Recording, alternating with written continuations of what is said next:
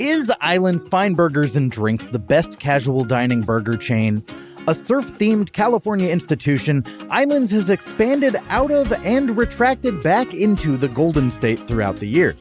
With their Island Reds, crispy onion strings, as one of my all-time favorite burger toppings, Island's true secret weapon comes in a shaker.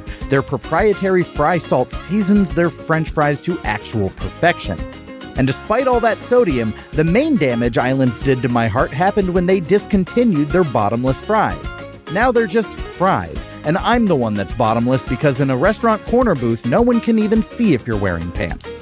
Today on the podcast, I'll duck dive my surfboard of knowledge directly into your choppy waters of curiosity before turning to the people of Yelp to hear what they have to say about the islands I reviewed back in 2022.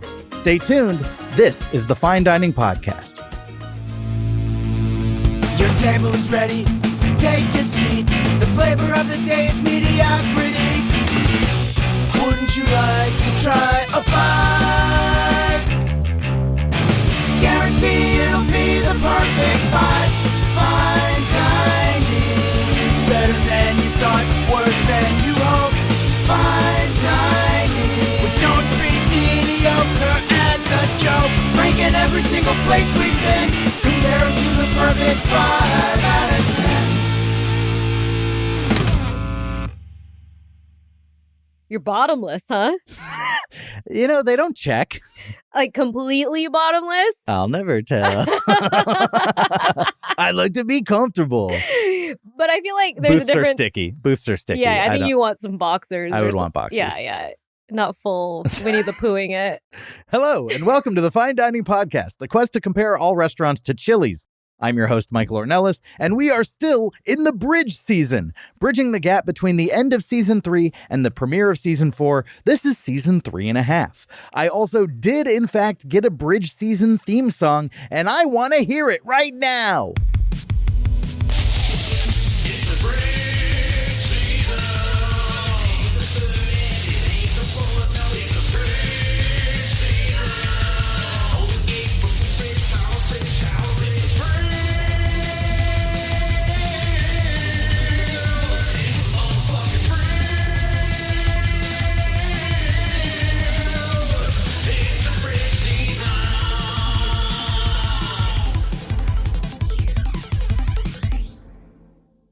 Okay, today we're going to chat about the history of a chain that I truly love, one of the best burger joints out there, Islands. And joining me for it is a podcast guest who's also one of the best out there. She's been on this podcast so many times, I feel like I'm supposed to pay for her health insurance. She's an actor, a delight of a human, and I've woken up in a cold sweat worried that she's actually imaginary. It's VyVy Nguyen. I am imaginary. No! I'm not actually here, Michael. I'm sweaty in my sleep. Wake up. Wake and it's up. cold. Wait, you're Cold. sweaty, but it's cold? I woke up in a cold sweat, fearful that you're Okay. not real. Okay. Well, we're doing a fight club.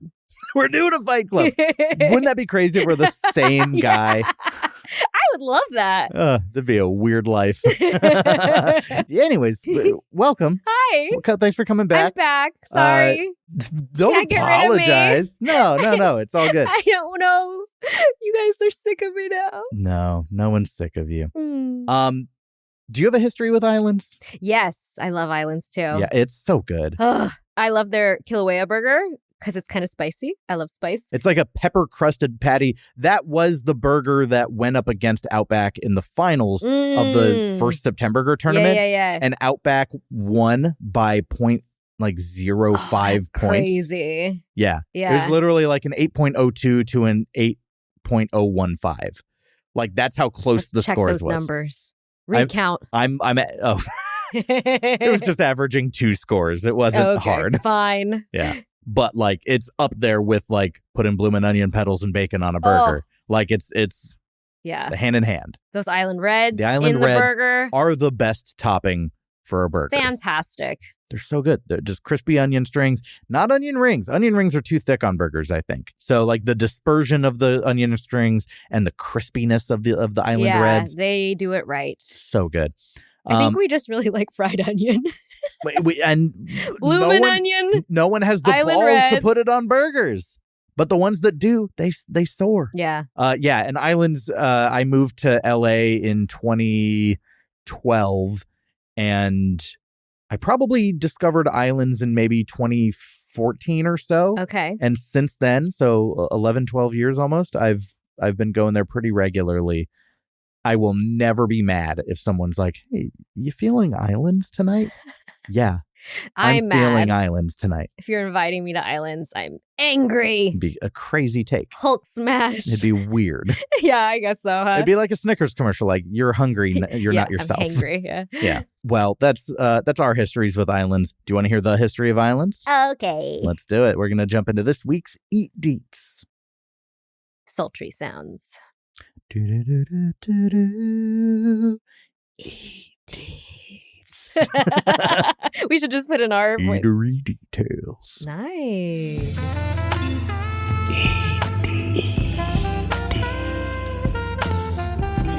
Eatery details. Island's Fine Burgers and Drinks was founded in May 1982 by Tony DeGrazier, who opened the first restaurant at Pico and Veteran in West Los Angeles. A former Navy man inspired by surfing in Oahu, Hawaii, DeGrazier set out to create a laid-back, island-themed burger joint serving fresh, made-to-order food in a casual, aloha spirit atmosphere. This beachy open-air concept was a novelty at the time. The gourmet burger scene in LA barely existed, and locals were soon driving across town for a taste. I can imagine this place kind of being a big deal, like in the early 80s. Yeah, and then bringing in that Hawaii vibe which is always nice. Yeah. When are you ever like anti-Hawaii like vibe? Tropical theming, Mm-hmm. done right. I love, and Islands does it right. Like even inside just feels relaxing, and like little parrot decor, like you'll get like little like prop parrots. Oh, and really? Stuff like and not you yourself. No. Like, okay, I was yeah, like, they give you prop parrots? No. Yeah, like it's pirate cosplay. I would love that. Just for your shoulder. I grew up having parrots because my parents were very much like, we don't want to deal with a dog, so we had cockatiels. But it was all. That feels like a loud household. It wasn't that bad. I think of birds as noisy. They chirp, they sing, but Yeah. they're not. The ones we had weren't really screechy. But whenever I mention like I'm a parrot person, everyone's like, "What?" Yeah. It is a little weird, but they're super smart. Oh yeah, and they can live to what, like 100 or something? Well, the bigger ones can, like the Okay. cockatoos and the like African grays. They're super. They like the intelligence of like a 3-year-old. But yeah, cockatiels less so. But super.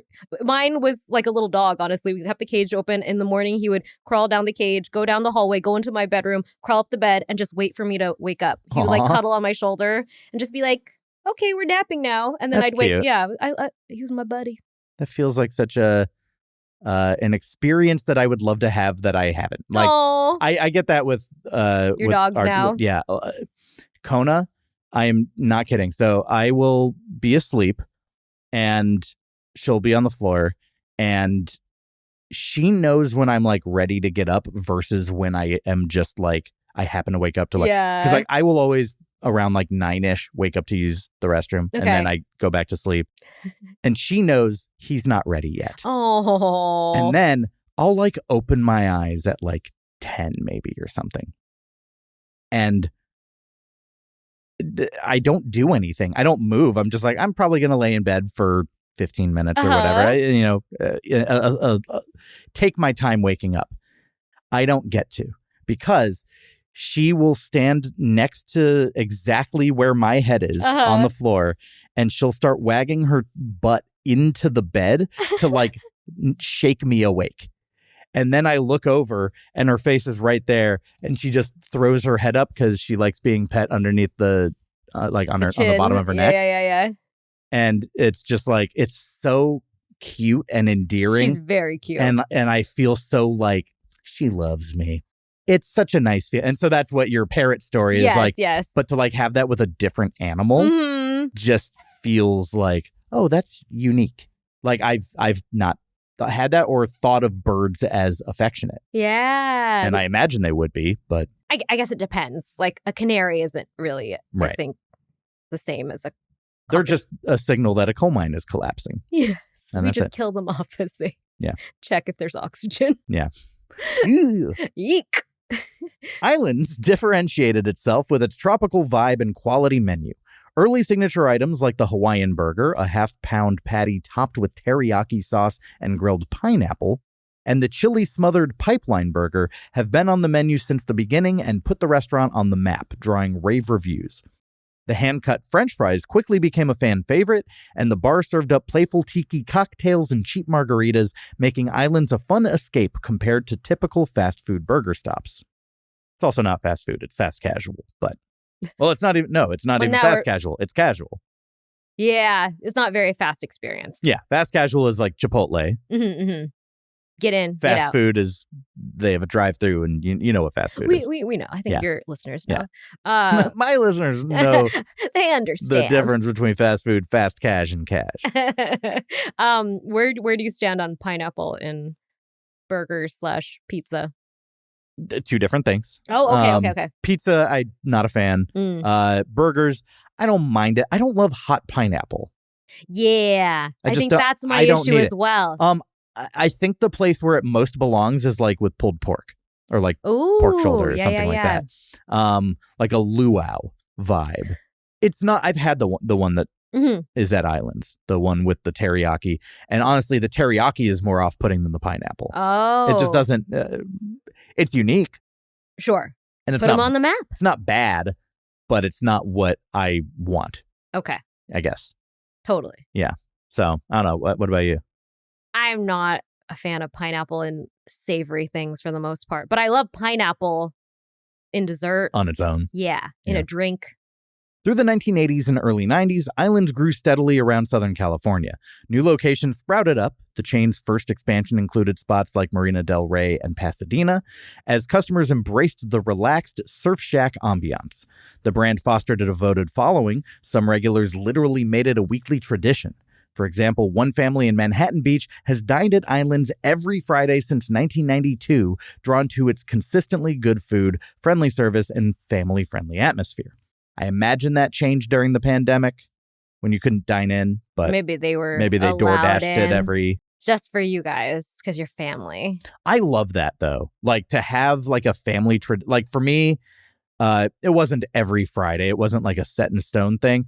But at least through my middle school and high school years, it was, I finished school on Friday and we would go to Blockbuster and we'd get a Domino's pizza. Oh, pick out a movie. Yeah. And so it was just like, especially because it's like a 3-day rental. So it's like, great, I'm having the pizza tonight, movies, maybe tonight, maybe tomorrow, who knows, but I'll get to it, you know. It was a really fun time. Like, honestly, the idea of going to a video store is so much more deliberate than just like browsing Netflix, to where like I liked the separation of the process. And by that I mean nowadays you'll sit on your couch for an hour deciding what you want to watch and then you'll feel like you wasted your time. Walking the aisles at Blockbuster might also take you 30 minutes to an hour, but once you had it, now your couch is your sacred place and you get home and you're like, cool, I already know what I'm doing. Yeah. I have it. I've picked it out already. This is my evening. And I like that separation. It's kind of like if you work from home and you work in your room and you're like, I want a separation between spaces. That's what it feels like to me. I understand that. So, but there's just something about like tradition, especially growing up, I think is very fun. And so to be a family that goes to Islands every Friday or whatever, I would love that. I wonder, though, if there's like one kid who maybe just didn't like Islands. Why are we here every week? Yeah. I mean, and I'm sure like as they're like young kids, they love it. And then I'm sure they get jaded at some point. Like, oh, I'd rather be out with friends or whatever. And then you come back around. Yeah. But yeah, I mean, that is literally how nostalgia is built. It's something that was a habit of yours for a while, and then you lose it for a bit, and then you remember it, and it brings back those memories. So I think nostalgia is underrated as a value. Okay. I think people don't like respect the good feeling that nostalgia brings enough. What makes you say that? I have heard that like Gen Z like pushes back very much against nostalgic things. And like, sure, They're too young to have nostalgia. of course. But like by that, I mean, and I push back on this a little bit too, where it's like, okay, everything needs a remake. No, it doesn't. Yes, or a I sequel. agree.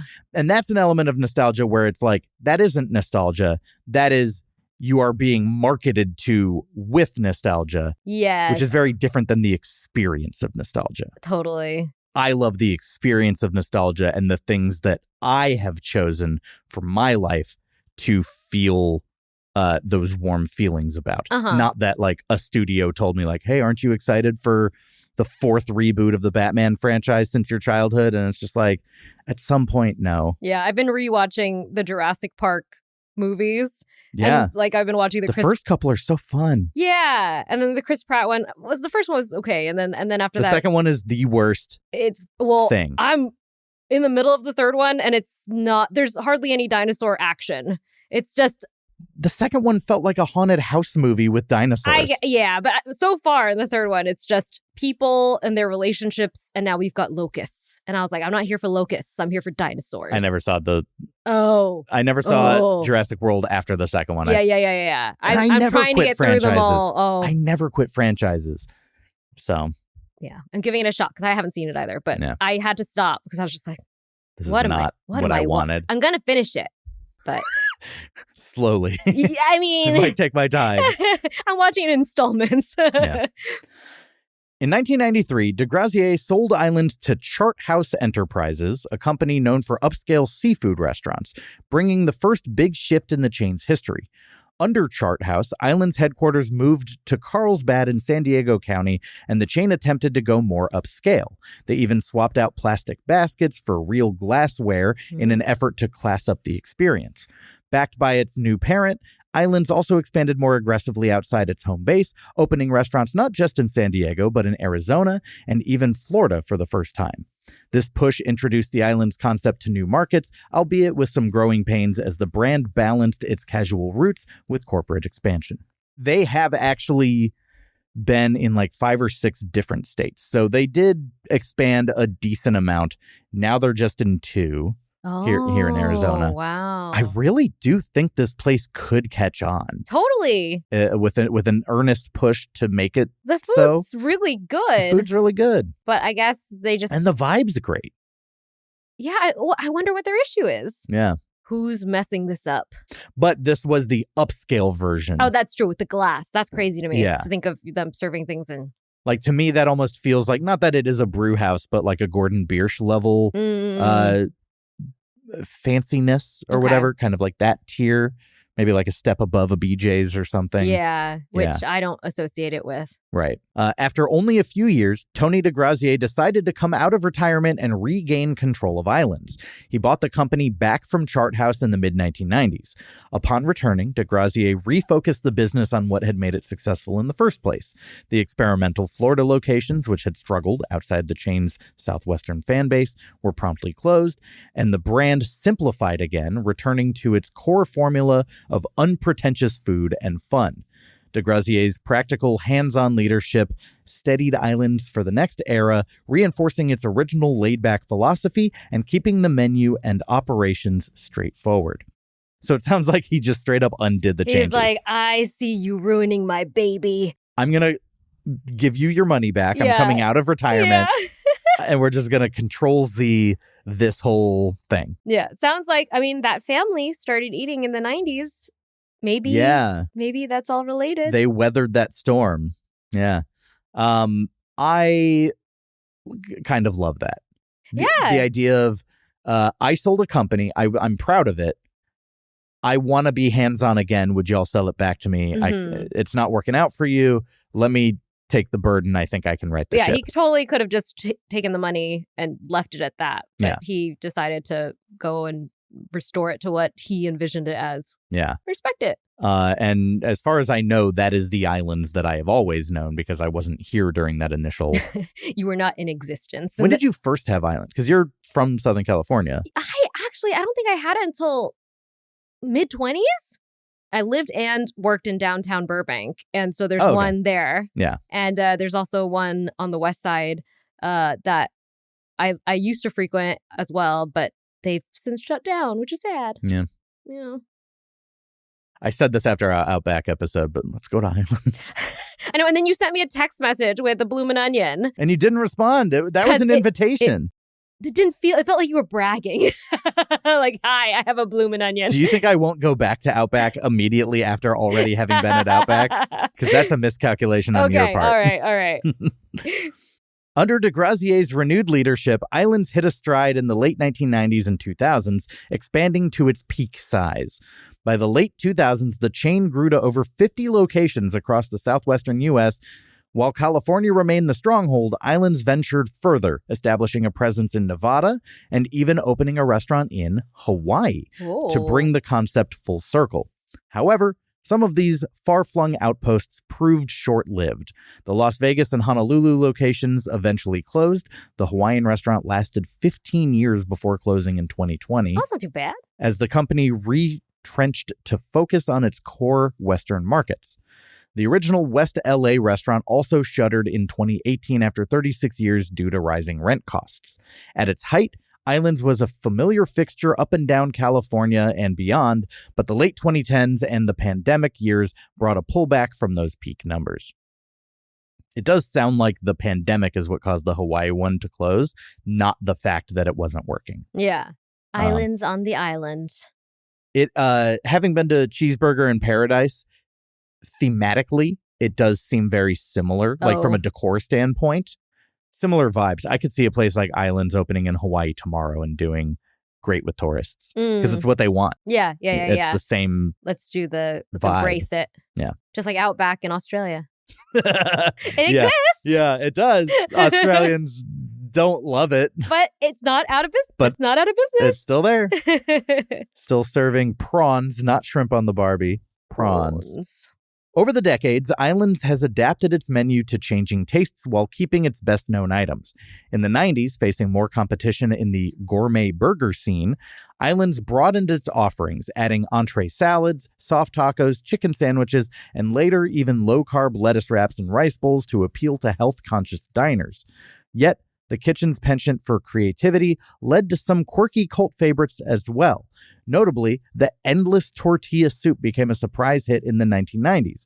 It started as a way to use up rotisserie chicken for a soup of the day, but it got so popular, they were cooking rotisserie chickens just to make enough tortilla soup for the day. Through it all, the core menu has remained anchored by burgers, crispy island fries, and cold drinks. As it should.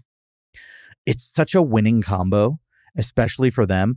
I don't think we've leaned enough into it, but their fries are some of my favorite. They're tasty fries. And the fry salt, like their seasoning. Yeah, the seasoning. It's just a blend of seasonings, but it is so good. And like the fries are the right amount of crispy. Mm-hmm. I feel like when you bring something different to the fry game, it's always exciting. Yeah. And by the way, 10 out of 10 times I want a seasoning over a sauce. Definitely. Like a dipping sauce.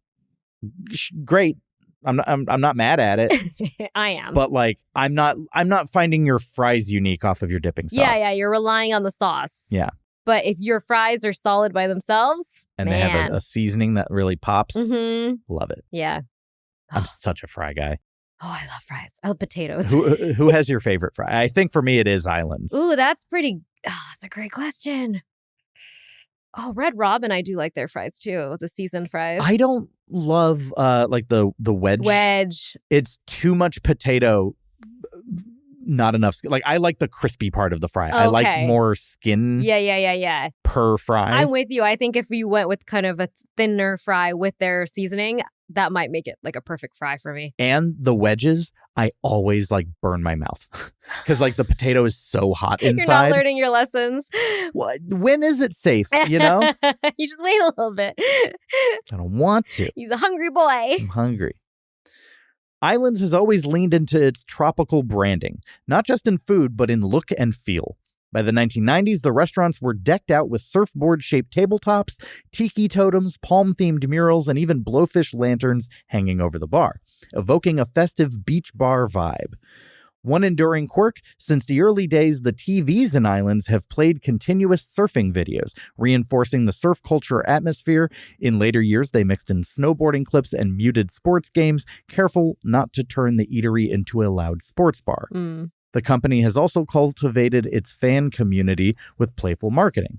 For example, to celebrate its 40th anniversary in 2022, Islands brought back a vintage spicy heat wave burger from its 1982 menu and sold it for just $4.40 to the first 100 customers on the anniversary day. The milestone celebration also featured throwback uniforms, special edition drinks like a 40th anniversary beer and a watermelon margarita in collectible glassware, and social media giveaways, all highlighting Island's long history and keeping the brand's vacation in paradise spirit alive for a new generation of guests. Those surfing videos. They're fun. They are fun, but they're distracting. I find myself just sitting there. Just not being present with and who you're eating exactly. with. I'm just like, whoa, that guy wiped out. Or, oh, wow, what an amazing thing they did with that wave. Yeah. Then you're just like, oh, wait, I'm not It's here. very fun. It almost feels like, the like Red Bull, like... Lug tug? No. Or just like their sports is the wrong word, but like they're like athletic feat videos where it's like, the guy who was it like skydived from space or something? Oh, that was a Red Bull thing? That was a Red Bull thing. Oh, man. I might be making up what actually happened, but like, yeah, they do so much stuff. Or like, you'll see, the people who have like wingsuits and they like jump off of cliffs and they like Yeah. That's a very Red Bull thing. So it's not Red Bull related for Islands, but it feels similar. It feels like it's in that vein of like extreme sport done by professionals in very cool ways. It's impressive. And then I'm not eating my burger because I'm like, whoa. Yeah. Yeah, it's a unique atmosphere, and I always love unique. Definitely. I will always go back to a place that has an identity about it that you cannot get anywhere else. You're not going into a Chili's and seeing the same things you're seeing at Islands. No, like, they're having an identity crisis right now too. Yeah. When we went, what was it? Baby back ribs, just in big words on the wall. Oh, What yeah. is that? What is that? Why are you just putting a menu item? Pick a font. At least do a fun font. Yeah. Not Impact. It was ugly. It looked like Impact. Yeah, I agree with you. I know my fonts. Comic Sans. After more than 40 years, Islands remains a privately held company and a California institution at heart.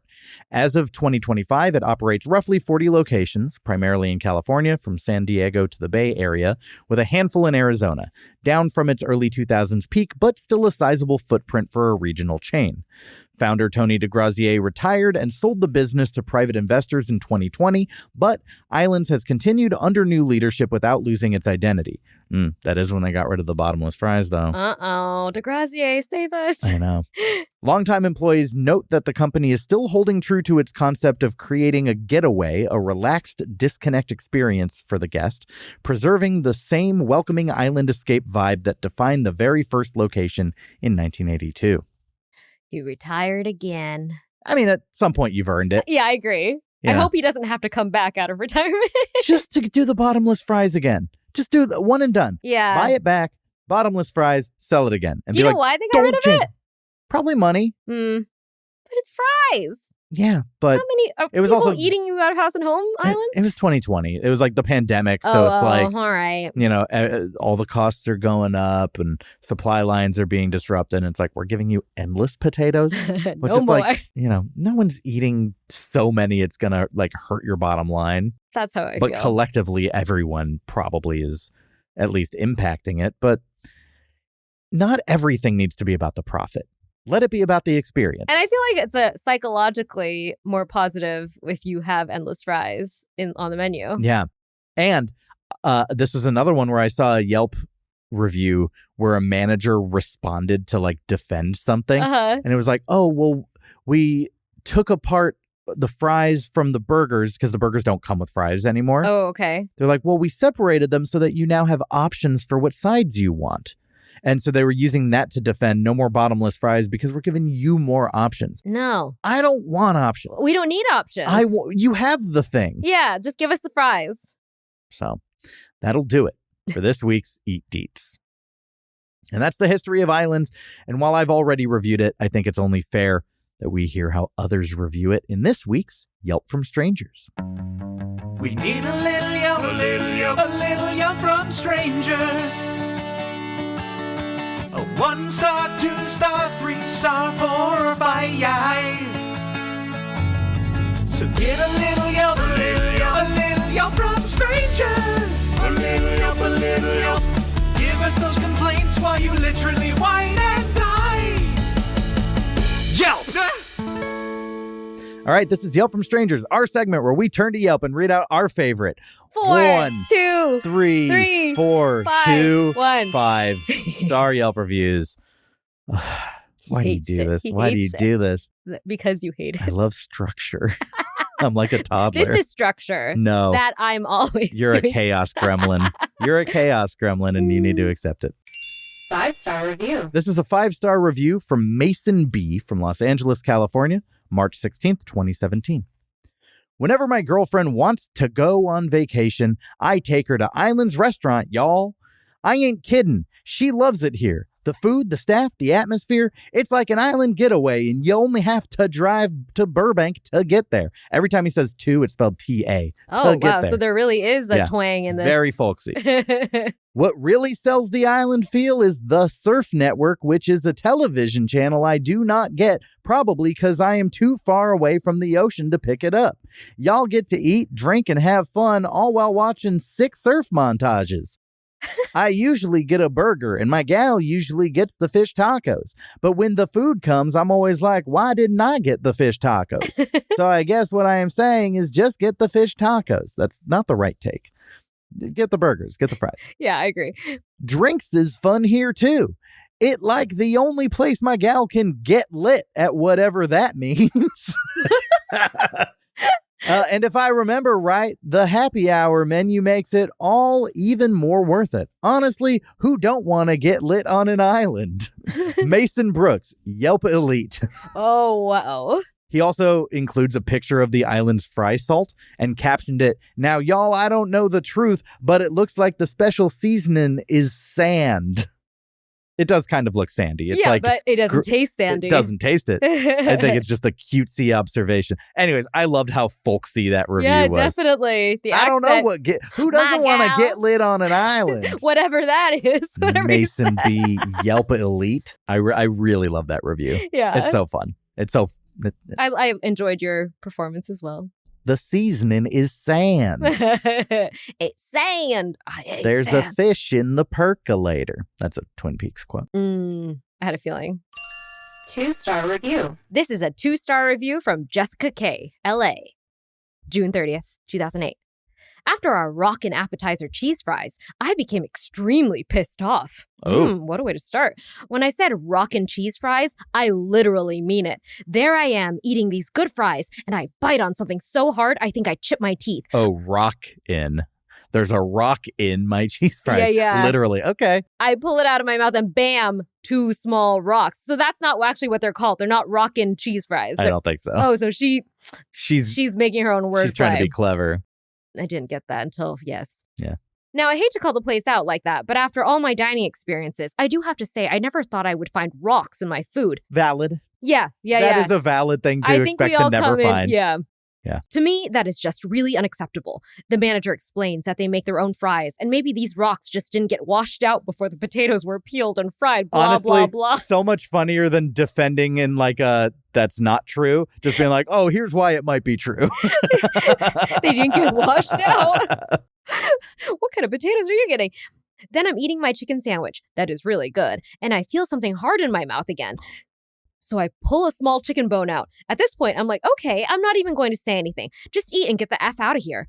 And I hate to be that person that is just bitchy and freaking out over a couple mistakes. But really, when we decided to go to islands, I didn't think I would end up having an experience where I felt like I was really stranded on an island eating rocks and bones. Okay, of all the ways you could critique the place, I like that. I didn't realize islands was literal. Like I was going to an island.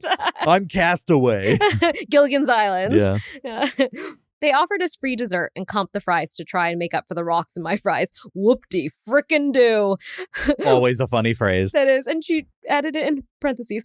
We got the Kona pie, and OMG, it was the only thing that was not ruined. Besides the great service, this Kona pie is the only other reason for 2 stars. I would come back just for dessert, just as long as the next time our meal is minus rocks and bones. Reasonable. I have to say I'm mad at this place, though, for ruining my afternoon. Yeah, you find rocks and bones in your food.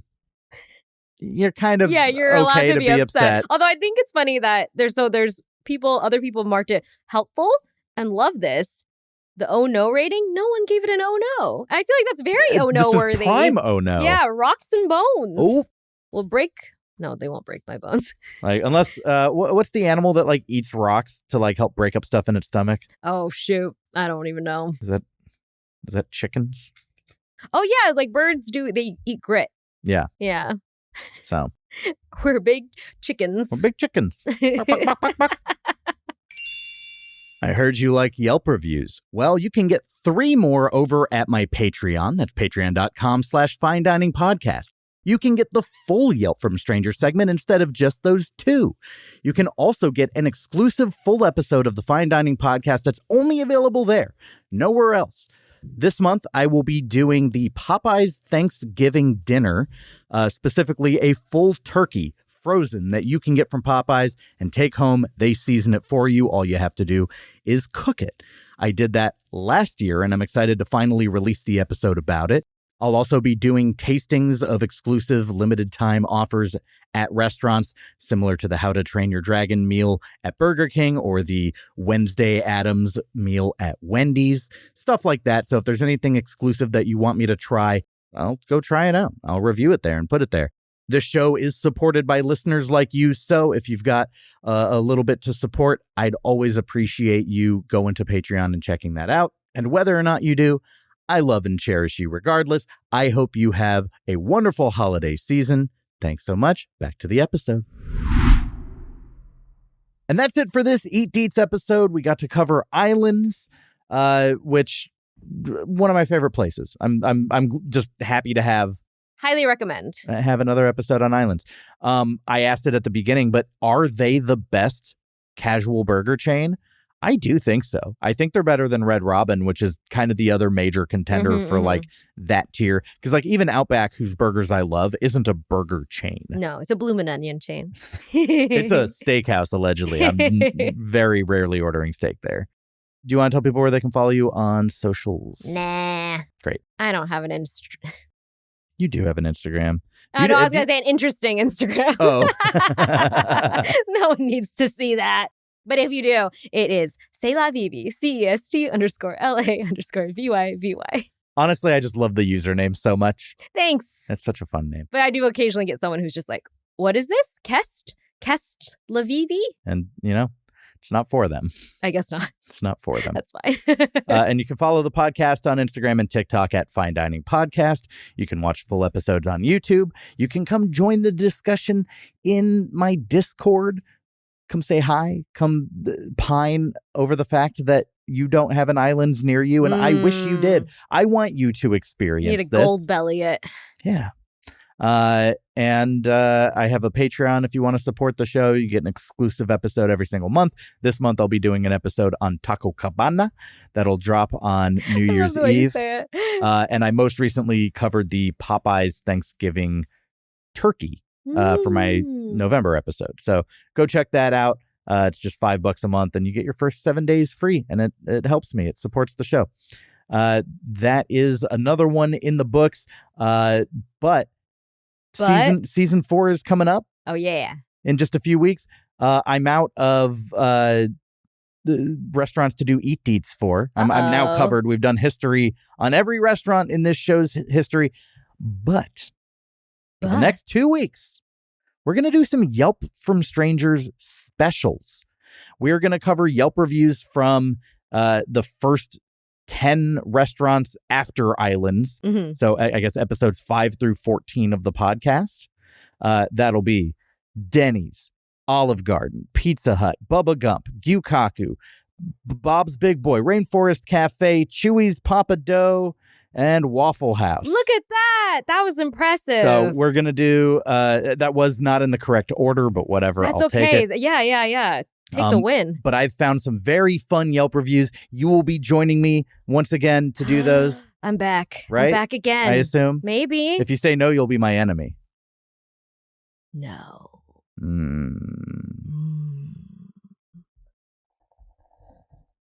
Dun, dun, dun. All right. Well, that is another one in the books. I will see you all next week. In the meantime, have a fine day. Or not a fine day, because I'm your enemy. VyVy! Well, there's another one in the books. We judge the service up to the cooks. And while we may have gotten a couple of dirty looks, no, the journey can never stop. Now from the bottom down to the top, we got a new MO and everything's unlocked. And that's 'cause Chili's to the letter to the T is the perfect cornerstone of mediocrity. So now we got a brand new kind of test. That's the words we gotta know, 'cause we sure ain't knowing yet. Triple dipper got the ribs, the main course, perfect little in the middle. It's score now, it's got to be the lock for what we use when we put things up on the charge scale. Mediocrity. So there's another one in the books. Yeah, there's another one in the books. And we will see you next week, baby.